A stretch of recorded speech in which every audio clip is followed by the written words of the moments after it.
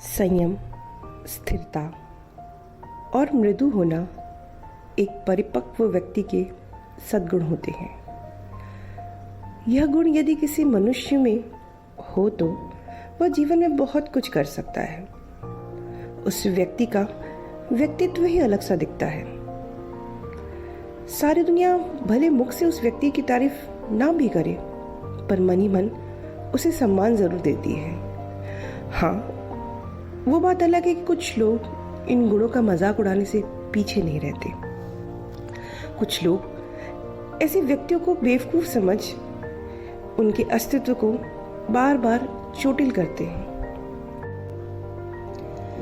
गलत तो वो लोग बहुत करते हैं, पर क्या हमेशा गलतियों को बर्दाश्त करके इंसान सही करता है? शायद नहीं, क्योंकि अच्छा व्यक्ति हमेशा अपनी अच्छाइयों को दिखाने में रह जाता है और लोग उसका फायदा उठा ले जाते हैं। हमारा जीवन क्षणिक है। हम कब तक इस दुनिया में हैं यह कोई नहीं जानता। जिस तरह किसी का शोषण करना गलत है, उसी तरह खुद का शोषण करवाना भी गलत है।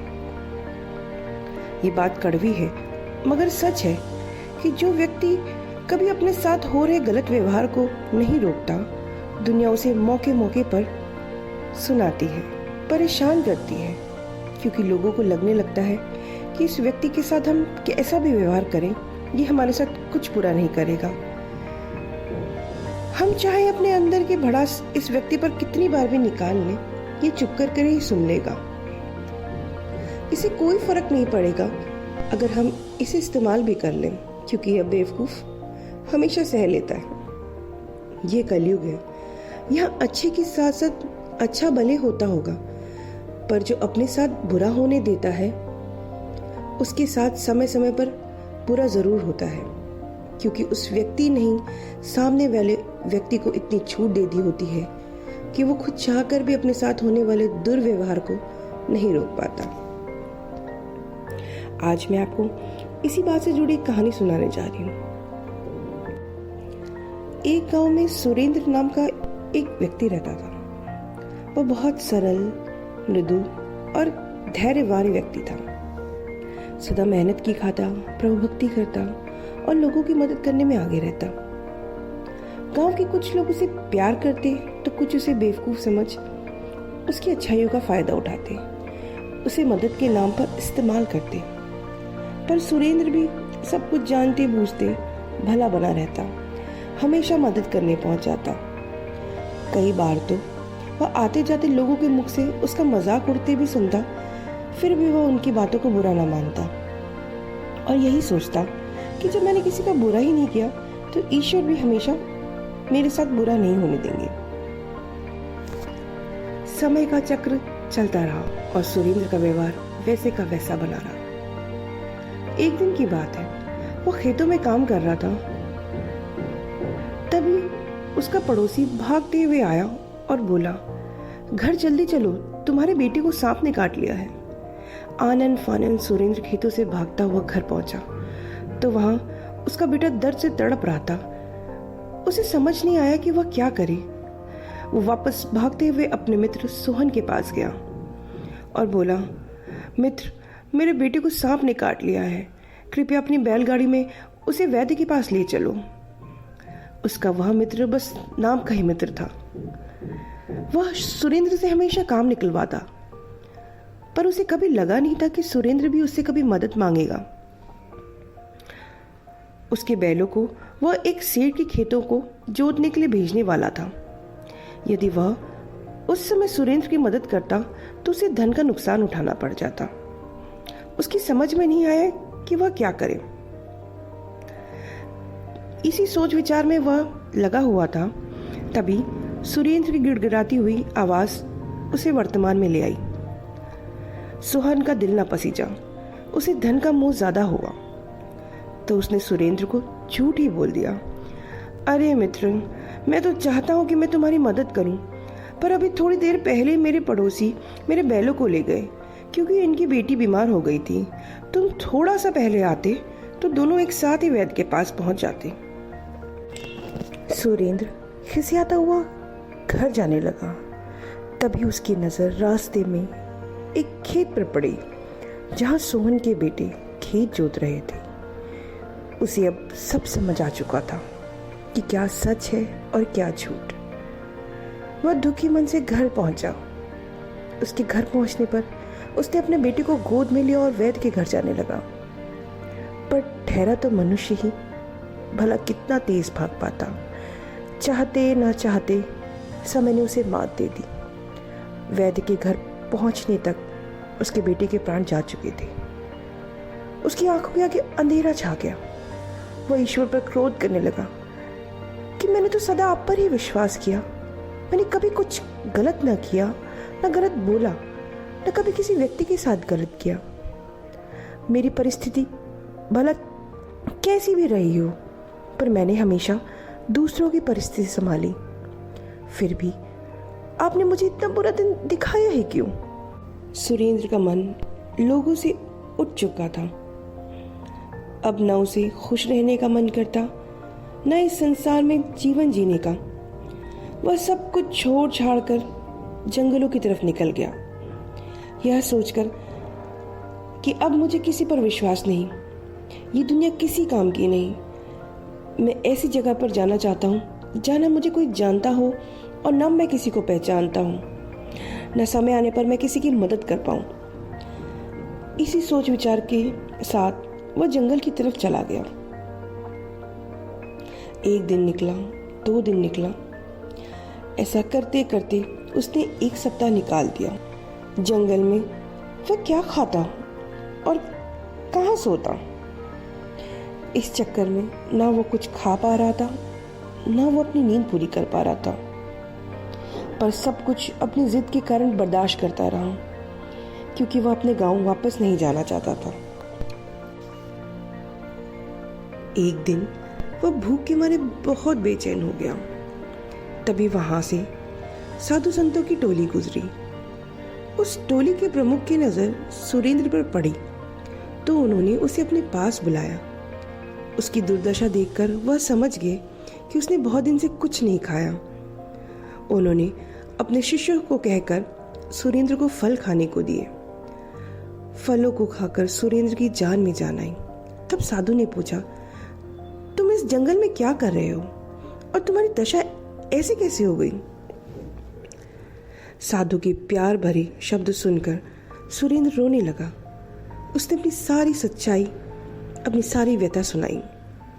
साधु ने उसकी सारी बात ध्यान से सुनी, फिर कहा, तुमने सदा अच्छे कर्म किए, ये बात बहुत अच्छी है, पर तुमने जो गलत किया है वह यह कि तुम सदा स्वयं को कष्ट देकर दूसरों का भला करते रहे। तुमने दूसरों का ही ध्यान दिया, उनका ध्यान रखने के चक्कर में अपने साथ साथ अपने परिवार को भी कष्ट दिया। जो समय तुम्हें अपने परिवार को देना चाहिए था वह तुमने दूसरों के नाम कर दिया। तुमने बिना जांचे परखे कि सच में सामने वाले को तुम्हारी मदद की जरूरत है भी या नहीं, तुमने उसकी मदद करी। अति हर चीज की बुरी होती है। अधिक बुरा होना तो गलत है ही, परंतु जरूरत से ज्यादा भला होना भी कभी कभी गलत हो जाता है। ये शरीर जो तुम्हें ऊपर वाले ने दिया है, उसका सम्मान करना, उसके साथ गलत ना होने देना भी तुम्हारा कर्तव्य है। तुम्हारे परिवार का जो भी दायित्व तुम पर बनता है, उसे भी तुम्हें दूसरों की मदद के साथ साथ न्यायपूर्वक पूरा करना चाहिए था। कुछ भी करो, पर उसे करने के पूर्व पहले सोचो, समझो, वास्तविकता को समझकर ही कदम बढ़ाओ। अंधा विश्वास भी भला नहीं होता। मीठा बोलो, धैर्य रखो, पर समय आने पर खुद का मजाक न बनने दो।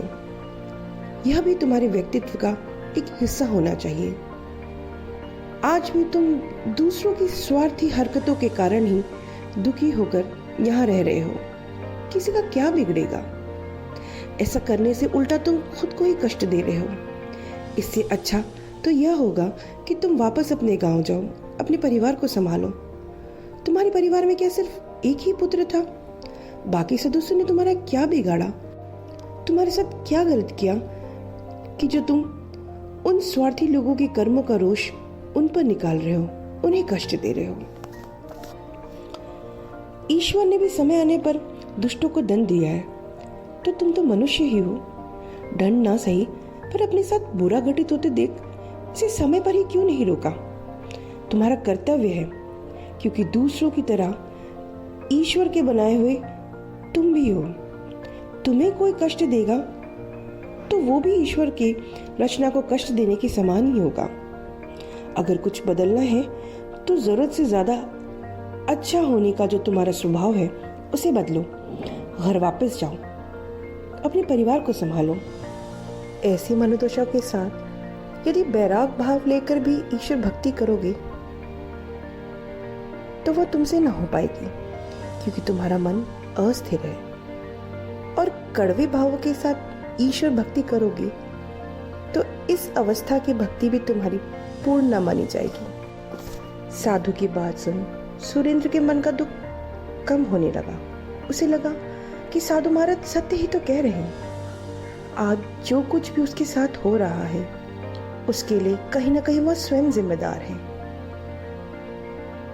मुझे वापस जाना चाहिए, ऐसा सोचकर सुरेंद्र साधु महाराज को धन्यवाद देकर वापस अपने गांव की ओर मुड़ गया। अब उसे सब कुछ साफ साफ नजर आ रहा था। अब वह समझ चुका था कि आगे जीवन में उसे कैसे जीना है और किस व्यक्ति को कितना महत्व देना है, वो भी अब समझ चुका था। अब उसने ठान ली थी कि वह अपनी पुरानी गलतियों को दोबारा दोहराएगा नहीं और जीवन में संयम के साथ साथ उचित और अनुचित का फर्क करना भी सीखेगा। आज इस दुनिया में सुरेंद्र जैसे लोग कम ही होते हैं, पर सुरेंद्र जैसे आहत हम कई बार कई परिस्थितियों में होते हैं। हमें लगता है कि हमने सामने वाले के लिए हमेशा अच्छा ही किया, फिर भी उसने हमारे साथ ऐसा भला क्यों किया? ऐसा तब होता है जब हम कोई भी काम के बदले में कुछ फायदा होने की इच्छा करते हैं। वो कहावत है ना, नेकी कर और दरिया में डाल। किसी का भला करके भूल जाओ कि तुमने उसका भला किया है, ताकि समय आने पर उसके बदले में कुछ न करने से तुम्हारे मन को पीड़ा ना पहुंचे। ये हमारी पहली गलती होती है। दूसरी गलती ये होती है कि हम सामने वाले को इतनी छूट क्यों दे देते हैं कि वह हमारे साथ गलत कर सके। गलत करना बुरा है, उसी तरह गलत सहना भी बुरा है। व्यक्ति अपनी अच्छी छवि बनाए रखने के लिए कभी कभी सब बर्दाश्त कर लेता है, पर अच्छा व्यक्ति बनने से ज्यादा समझदार व्यक्ति बनना ज्यादा जरूरी है। परिस्थिति के अनुकूल ही काम करें और निर्णय लें। अच्छा होना कोई बुरी बात नहीं, पर इतना भी अच्छा बनने का प्रयास ना करें कि एक दिन खुद को अच्छाइयों पर से विश्वास ना रहे। आजकल एक शब्द है प्रैक्टिकल, बहुत सुनने में आता है, तो प्रैक्टिकल बने, खुद का दुरुपयोग ना होने दें, खुद के लिए खड़ा होना सीखें। उस विरोध से कोई हानि नहीं जिसके कारण किसी का कुछ अहित ना हो। आज इस वीडियो के अंत में मैं अपनी बनाई हुई 2 पंक्तियां कहना चाहूंगी। खुद न कभी आपने अपना किया उपाय, दूजे को फिर क्या पड़ी, भले तो भाड़ में जाए। अगर मेरी वीडियो आपको अच्छी लगी तो प्लीज इसे लाइक करें और शेयर करें, और साथ साथ मेरे चैनल को जरूर सब्सक्राइब करें और साइड में बने हुए बेल आइकन को प्रेस करना ना भूलें, ताकि मेरी जब भी कोई वीडियो अपलोड हो आप तक उसका नोटिफिकेशन जरूर पहुंच जाए। धन्यवाद। जय हिंद।